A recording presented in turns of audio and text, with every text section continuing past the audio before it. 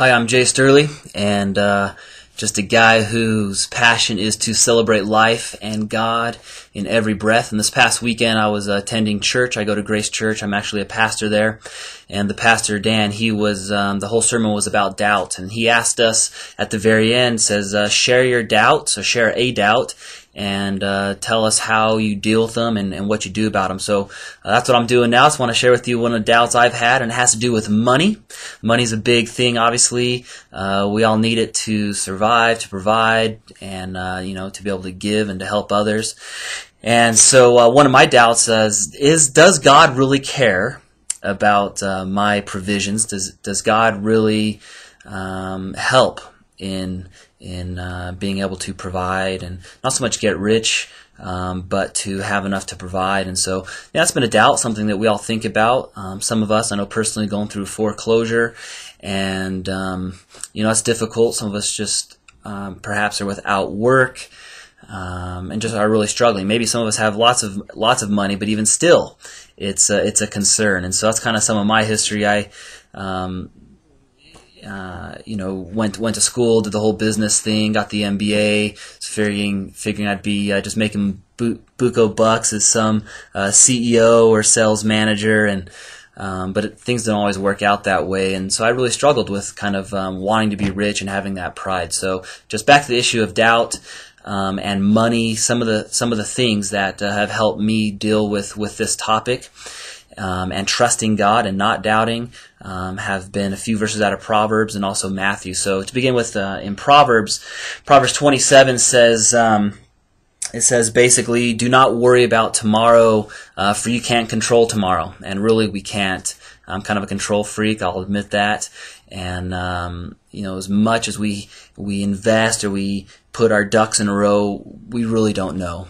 And God's in control of that. So to not worry about that and give that up. So that's been one helpful thing. A second thing, verse has been Proverbs 23, 4 through 5. And this verse says, real bluntly, it says, cease from striving after wealth. It says stop.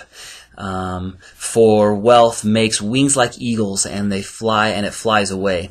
That's happened in my life in some circumstances, probably yours as well. But that verse has been helpful, just to give that to God and stop ceasing. That brings a peace, it brings a calmness and a trust. Thirdly, Proverbs 3:9 says, honor God with your possessions. Part of that worry and that doubt of the future is being greedy and holding on to things, and learning to be generous helps with the doubt of tomorrow, because as we obey God and as we're generous, He blesses that and rewards that. So anyways, those have been 3 Proverbs. So Jesus had quite a bit to say, and I want to just read a little passage out of Matthew. It's after the Lord's Prayer. Here's how it says. It says, no one can serve 2 masters, for he will either hate the one and love the other, or else he will be loyal to the one and despise the other. You cannot serve God and mammon, or money.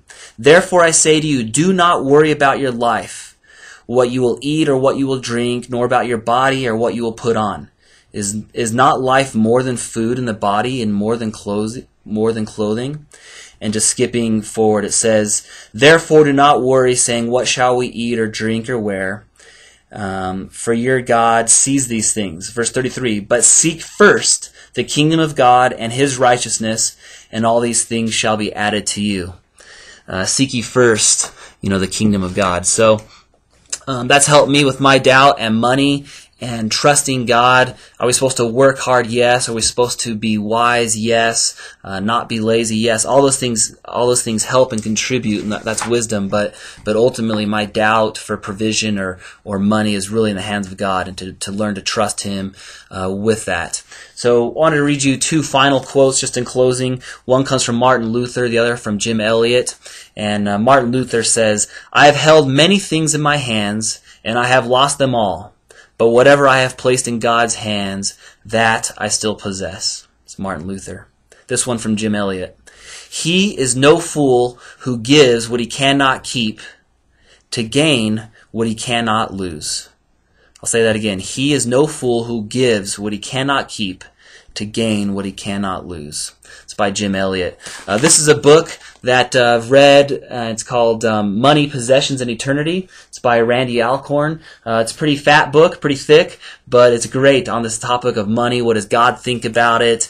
And so that's been a big help to me and a resource. So you check it out. If you want to borrow mine, stop on By Grace Church, and I can loan that to you. I guess one person at a time. And so, anyways, hope this helps. That was My Doubt. Pastor Dan, thanks for the challenge, and we'll see you this Sunday. See ya.